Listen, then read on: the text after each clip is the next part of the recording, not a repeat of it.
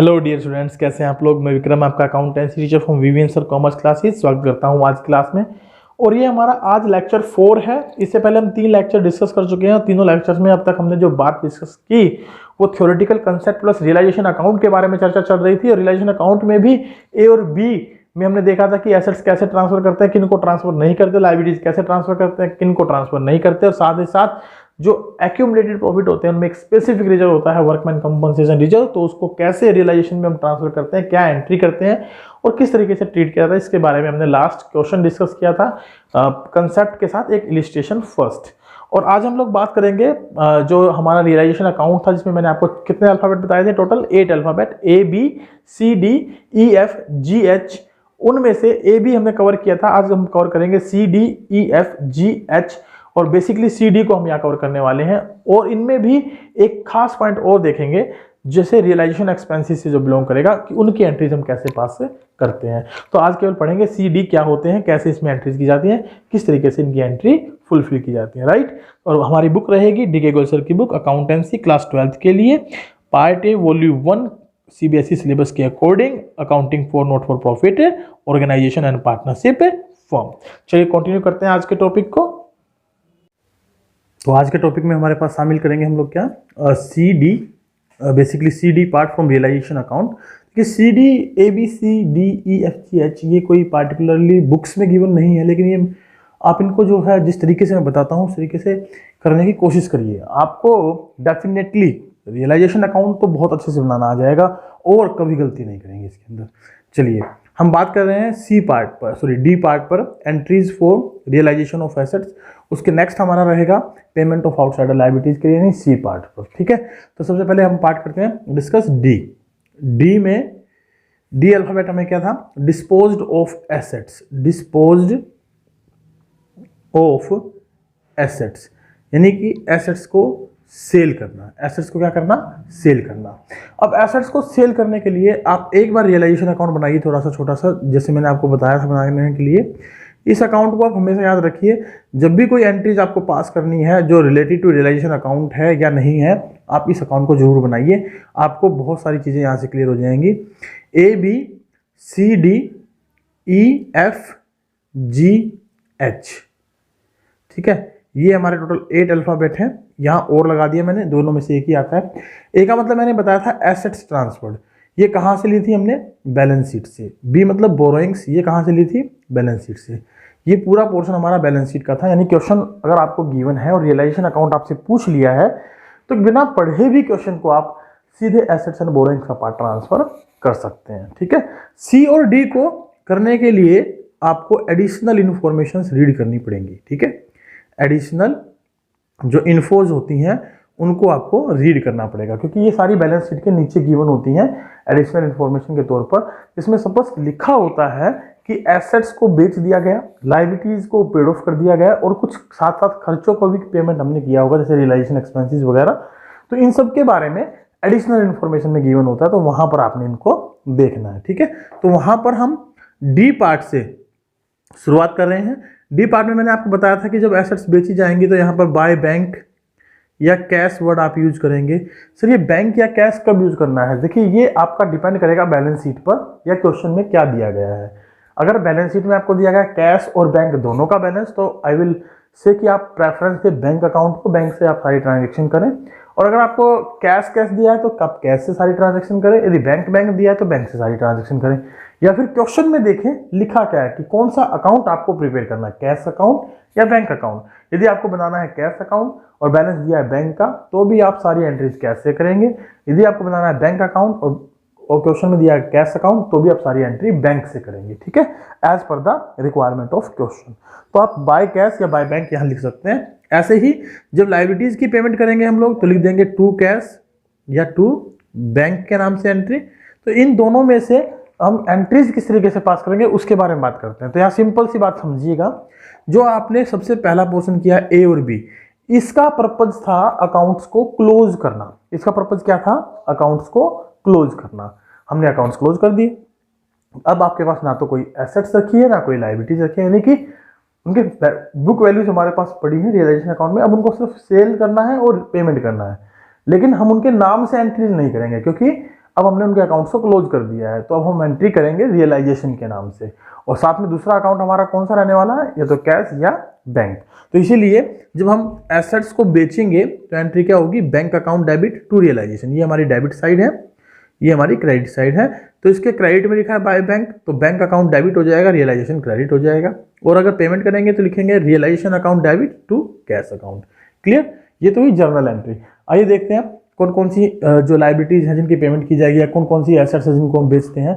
तो सबसे पहला पोर्शन हम कर रहे हैं इसमें D option, D part, entries for realisation of assets. Sale of assets is known as realisation of assets, यानी एसेट्स को बेचना।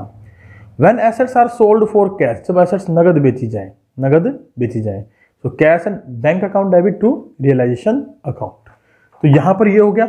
अब बात कर रहे हैं ई और एफ पार्ट को इसमें शामिल करते हुए। तो एफ जो है वो रिलेटेड टू है डी से, डी में नगद बेच दी, एफ में किसी पार्टनर ने एसेट ले ली। तो यहां लिख देते हैं हम क्या, बाय पार्टनर कैपिटल अकाउंट। अगर करंट अकाउंट है तो करंट अकाउंट से आप एंट्री पास करेंगे। ठीक है, अब यहां पार्टनर ने उन एसेट्स को ले लिया जो एसेट्स या तो सेल नहीं हुई, या कोई अनरिकॉर्डेड एसेट पड़ी थी, पार्टनर को दिखाई दी, उसने ले लिया उसको। तो बाय पार्टनर कैपिटल अकाउंट हम ये एंट्री करने वाले हैं। तो लिखेंगे क्या, partner capital account debit to realisation account. तो दूसरा पोर्शन है, जब हमने एसेट्स बेच दी नगद में तो एंट्री कर दी cash bank account debit to realisation. और जब assets is taken away by one of the partner है तो हम एंट्री कर देंगे partner capital account debit to realisation account, assets taken over by partner. तो ये हुआ हमारा डी और एफ पार्ट। डी में एसेट्स नगद बिकेंगी और एफ में जो पार्टनर एसेट्स ले लेगा उसकी एंट्री यहाँ पे करने वाले हैं। ठीक है, आइए थर्ड पॉइंट देखते हैं इसके अंदर क्या है। If an assets is given away to a creditor in part और full payment of his dues, the agreed amount of the assets is deducted from the claim of the creditor and balance is paid to him and no entry is passed for the transfer of assets to the creditor. या देखिए क्या लिखा है यहाँ पर, यहाँ लिखा है कि यदि कोई पार्टनर नहीं, कोई क्रेडिटर या कोई लायबिलिटी को हम एसेट्स दे देते हैं या वो एसेट्स ले लेता है, तो या तो वो फुल पेमेंट में लेगा या अपनी पार्सली पेमेंट में लेगा। अगर वो फुल पेमेंट में लेता है तो उसकी तो कोई एंट्री ही नहीं करेंगे। सिंपल सी बात है। देखिए ये बैलेंस शीट आपको गिवन होती है, हम यहाँ बना देते हैं छोटी सी बैलेंस शीट। ये बैलेंस शीट आपको गिवन होती है, इसमें इधर एसेट्स होती हैं, इधर लायबिलिटीज होती हैं। यहाँ पर मान लीजिए क्रेडिटर है आपके पास 5,000 रुपये के, और यहाँ एक एसेट है स्टॉक, मान लेते हैं 4,000 रुपये की। अगर क्रेडिटर स्टॉक को एक्सेप्ट कर लेता है फुल पेमेंट में, तो इधर से मेरे क्रेडिटर खत्म हो गए, इधर से मेरी स्टॉक खत्म हो गया, कोई एंट्री हम पास नहीं करेंगे। अगर पार्टली पेमेंट में लेता है कि भाई क्रेडिटर कह रहा है 4,000 का स्टॉक दे दो, बाकी नगद दे दो, तो 1,000 हम उसको नगद दे देंगे और जो स्टॉक उसने लिया उसकी कोई एंट्री हम पास नहीं करेंगे। इट मीन्स कि अगर कोई लायबिलिटी कोई एसेट्स को एक्सेप्ट कर लेता है पार्ट या फुल पेमेंट में, तो उसकी तो हम कोई एंट्री नहीं करते। बाकी बचे हुए पोर्शन की, या तो उसने एसेट्स को कम मूल्य पर लिया है तो जो बाकी पैसा उसका बच जाएगा वो हम पेड कर देंगे, या उसने एसेट ज्यादा मूल्य पर ली होगी तो जो एसेट्स का प्राइस बच जाएगा वो हम उससे ले लेंगे। ये दो ही तो काम करेंगे। तो यही लिखा है, if an assets is given away to creditor in part और full payment of his dues, the agreed amount of the asset is deducted from the claim of the creditor and balance is paid to him. Now entry is passed for transfer of asset to the creditors, right. For example समझने की कोशिश करते हैं example के through. If the amount due to creditor is ₹1 lakh, क्या example है हमारे पास, यदि 1 लाख रुपए हमें क्रेडिटर को देने थे and he agrees to take stock of the book value of ₹80,000 at ₹70,000, 80,000 का स्टॉक वो 70,000 में लेने को तैयार है, and balance in cash the following entry is passed, और बाकी कह रहा है कि मैं नगद ले लूंगा, तो हम यहां पर क्या करेंगे, 1 लाख में से जितने में उसने स्टॉक लिया वो माइनस कर देंगे, यानी 70,000 माइनस कर देंगे, और बचे कितने उसके 30,000, तो 30,000 की पेमेंट हम मुझे नगद कर देंगे realisation account debit to bank account, right. Realisation account debit to bank, ये हमने उसको पेमेंट की है। और पेमेंट करने के बाद मैंने आपको बताया था किस पोर्शन में होती है हमारे रियलाइजेशन अकाउंट के, सी पोर्शन में, ठीक है, सी पार्ट में realisation account debit to cash या बैंक अकाउंट से हम ये एंट्री कर देते हैं। अगर इसका उल्टा होता कि 1 लाख के बदले में वो 1,20,000 का स्टॉक ले रहा है और बाकी 20,000 वो हमें दे देगा, बाकी 20,000 हमें वो दे देगा, तो हम ये एंट्री कैसे कर देते, bank account debit to realisation, और उससे कितने रुपए ले लेते, 20,000 रुपए उससे चार्ज कर लेते। कितने रुपए चार्ज कर लेते, 20,000 रुपए। क्लियर है। चलिए नेक्स्ट चलते हैं। नेक्स्ट हमें दिया गया है, if the question is silent about the realisation of an asset it is assumed that the asset has not realised by any amount. अगर मान लीजिए किसी एसेट्स के बारे में कुछ लिखा ही नहीं है, ना एडिशनल इन्फॉर्मेशन में ना वैसे कहीं कोई इन्फॉर्मेशन गिवन है उसके बारे में, सिंपली जैसे मान लेते हैं कोई टाइपराइटर पड़ा है, उसके बारे में कोई जानकारी नहीं दी, तो इसका मतलब वो रियलाइज्ड ही नहीं हुआ, वो बिका ही नहीं, उसकी सेल ही नहीं हुई, तो वो पड़ा रहेगा। अब उसके बारे में हमें सोचने की जरूरत नहीं है क्योंकि वो बिका ही नहीं, हम कैसे बेच दें उसको जबरदस्ती। ठीक है, चलिए क्वेश्चन नंबर पॉइंट नंबर 4 पर चलते हैं। पॉइंट नंबर 4 है entries for payment of outside liabilities whether recorded और अनरिकॉर्डेड। अब कुछ लाइबिलिटीज ऐसी हैं जिनकी हमें एंट्री करनी है, जिनकी पेमेंट करनी है, चाहे वो रिकॉर्डेड हो चाहे वो रिकॉर्डेड ना हो। ठीक है, रिकॉर्डेड हो या रिकॉर्डेड ना हो, तो ऐसी अमाउंट्स के लिए हम पेमेंट करेंगे। तो मैंने आपको बताया था रियलाइजेशन अकाउंट में सी पोर्शन जो होता है आपका, रियलाइजेशन अकाउंट आप जरूर मेंटेन करें साथ साथ। उसमें देखें ए बी सी में हम लिखते हैं क्या, टू कैश या बैंक अकाउंट। तो यहां पर हम बेसिकली लायबिलिटीज की पेमेंट करते हैं। तो realisation account debit to cash या बैंक वर्ड हम यूज कर लेंगे जब लायबिलिटीज नगद में पेड की जाएंगे, रियलाइजेशन टू कैश या बैंक। लेकिन ऐसा भी हो सकता है ना कि किसी लायबिलिटीज की पेमेंट करने के लिए पार्टनर हाँ भर ले कि भाई मैं पेमेंट कर दूंगा इस लायबिलिटीज की, तो उस कंडीशन में हम ये कहेंगे when the partner agrees to take over any liability. तो उस कंडीशन में हम क्या एंट्री कर देंगे भाई, वो पोर्शन आएगा हमारा ई में।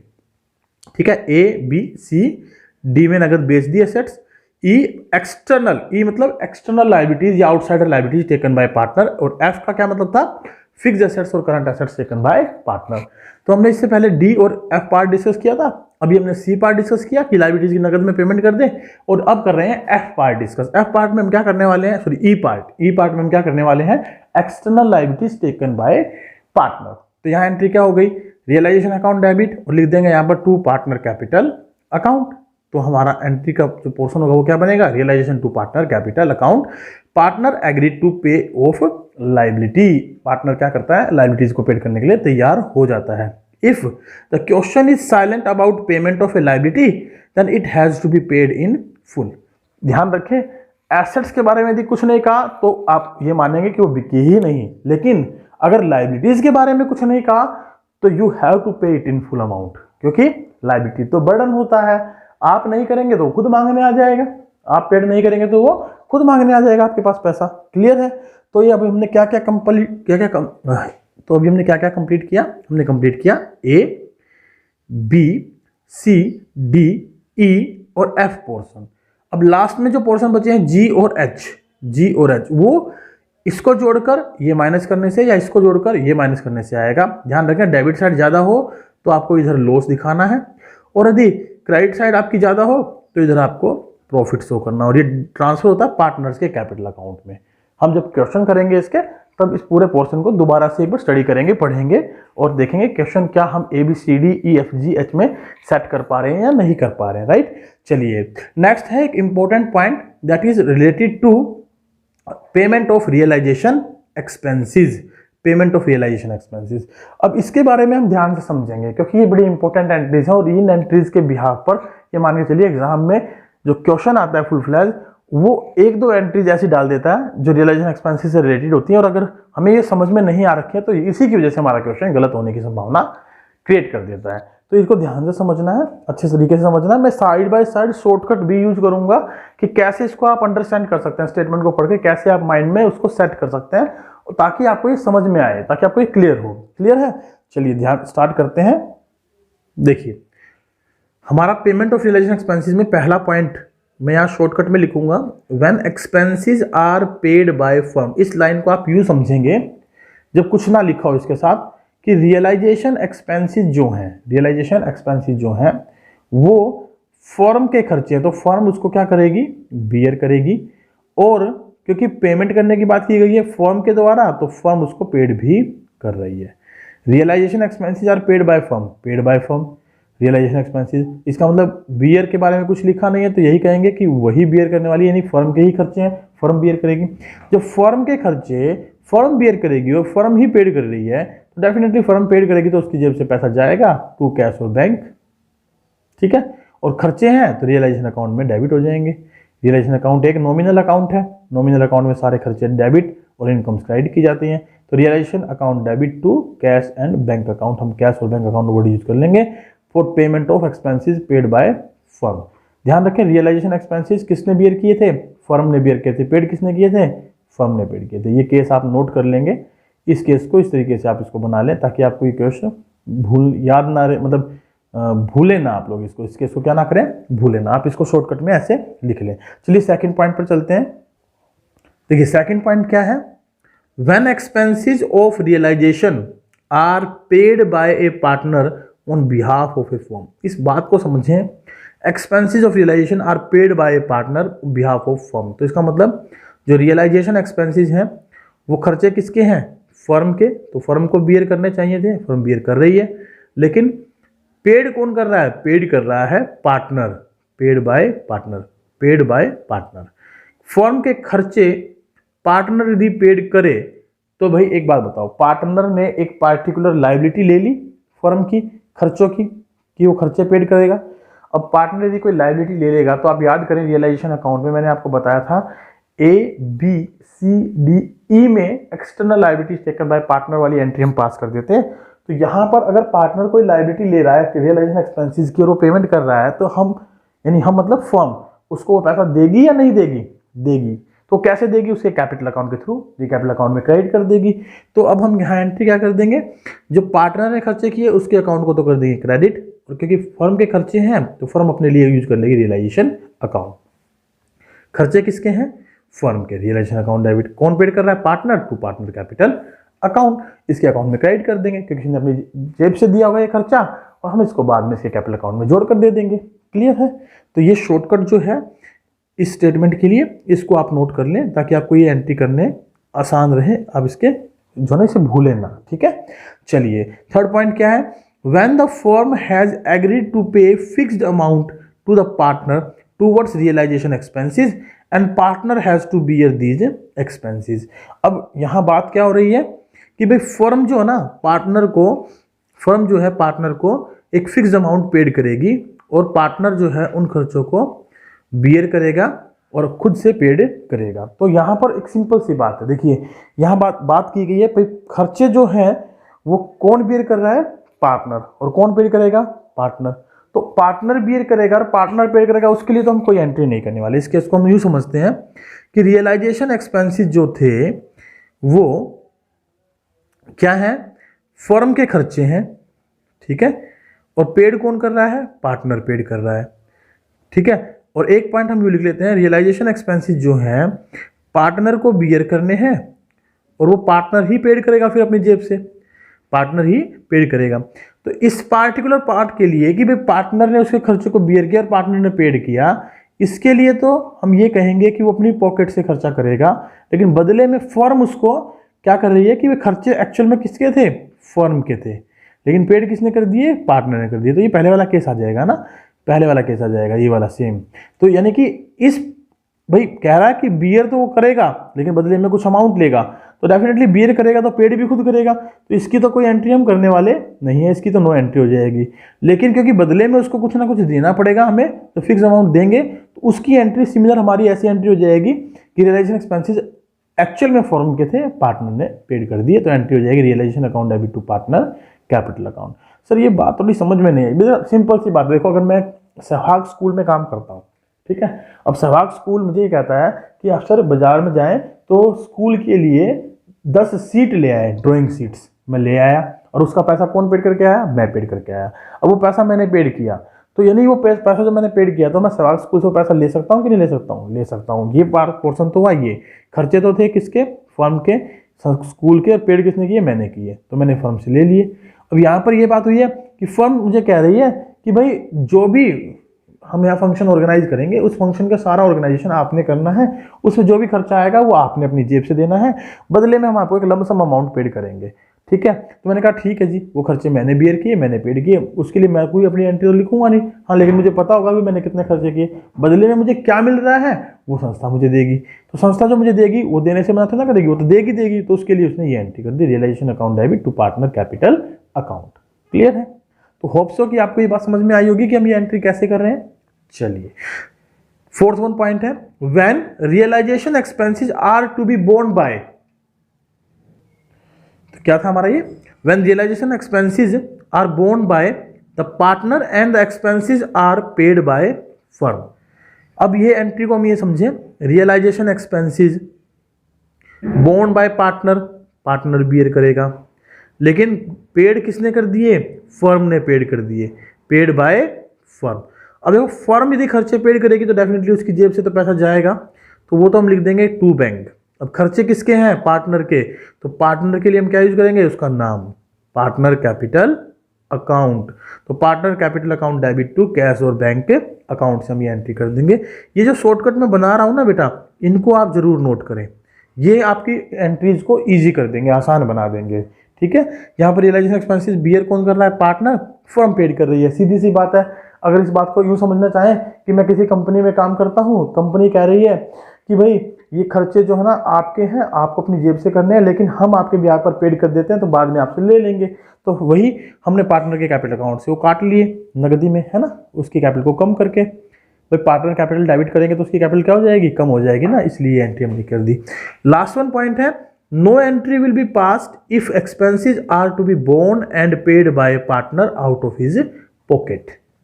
No entry will be passed if the expenses are to be borne and paid by partner out of his pocket. ये पोर्शन अभी अभी हमने ऊपर किया था कि रियलाइजेशन एक्सपेंसेस पार्टनर बियर करे और पार्टनर पेड कर दे, तो उसके लिए हम कोई एंट्री पास नहीं करते हैं। ठीक है, कोई एंट्री पास नहीं करते हैं। If nothing is mentioned about the treatment of realisation expenses, it is assumed that the firm has met the realisation expenses. अगर कुछ भी नहीं लिखा तो ये मानिए कि वो सारे खर्चे किसे पेड करने हैं, फर्म को ही पेड करने हैं, फर्म के ही खर्चे हैं, फर्म को ही पेड करने हैं। यहाँ पर एक केस आप और ऐड कर लें, केस नंबर 6, रियलाइजेशन एक्सपेंसेस है तो पार्टनर के, पार्टनर को बियर करने थे, लेकिन किसी अनदर पार्टनर ने वो पेड कर दिए, किसी अनदर पार्टनर ने वो क्या कर दिए, पेड कर दिए। तो यहाँ पर जो पार्टनर पेड कर रहा है उसको वो पैसा मिलेगा। ठीक है, मान लेते हैं एक्स पार्टनर ने बियर करने थे, वाई ने पेड कर दिए, तो वाई को ये पैसा मिलेगा, देगा कौन, एक्स। तो X is capital account debit to Y is capital account के नाम से ये एंट्री हम यहाँ रिकॉर्ड कर लेंगे। इस बात को भी आप नोट करें। कई बार ऐसा क्वेश्चन आ जाता है कि एक पार्टनर बियर करेगा, दूसरा पेड कर रहा है, तो वो खर्चे हमें उस व्यक्ति को देने पड़ते हैं। ठीक है, चलिए कि इलिस्ट्रेशन नंबर 2 है और इलिस्ट्रेशन नंबर 3 है, इसको हम अपनी नेक्स्ट क्लास में डिस्कस करेंगे, वो इन्हीं से रिलेटेड है। और नेक्स्ट क्लास में इन एंट्रीज को डिस्कस करने से पहले मैं एक बार फिर से आपके साथ ये रियलाइजेशन एक्सपेंसेस की एंट्री रिवाइज करूंगा, ताकि आप इन क्वेश्चनों को अच्छे से समझ पाए। थैंक यू वेरी मच, आज के लिए इतना ही केवल, और मिलते हैं अपनी नेक्स्ट क्लास में। ये लेक्चर नंबर जो था हमारा 4th था, और लेक्चर नंबर 5th में हम प्रैक्टिकल और इलिस्ट्रेशन क्वेश्चन करके देखेंगे, illustration number 2nd, 3rd and 4th regarding to realisation expenses. ठीक है, और ऐसे ही प्रैक्टिकल क्वेश्चन भी एक बार देख लेंगे, 1st, 2nd, 3rd, 4th, उस पर भी हम एक क्लास रखेंगे अपनी, ताकि आपको साथ साथ प्रैक्टिकल भी करने में दिक्कतें ना आए। तो मेरी रिक्वेस्ट है, यदि आप हमारे चैनल पर नए हैं, चैनल को सब्सक्राइब करें, लाइक करें, शेयर करें और बेल आइकन को प्रेस करना ना भूलें, ताकि आप इसकी जो न्यू वीडियो जो हम अपलोड करते हैं उनकी नोटिफिकेशन आपको साइड बाय साइड मिलती रहे। Bye bye, take care, have a good day, safe रहें, सुरक्षित रहें, घर पर रहें। ठीक है, ये जो नया वेरिएंट आया है कोरोना का, बहुत खतरनाक है। मेरी रिक्वेस्ट है आप अपने घर पर रहकर हमारे साथ जुड़े रहें और हमारे साथ लेटेस्ट अपडेट देखते रहें अपनी सिलेबस का, टर्म 2 के रिगार्डिंग, और अपने सिलेबस को साइड बाय साइड कवर करते रहें और अच्छे नंबर्स के लिए प्रैक्टिस करें। Okay, bye bye, take care.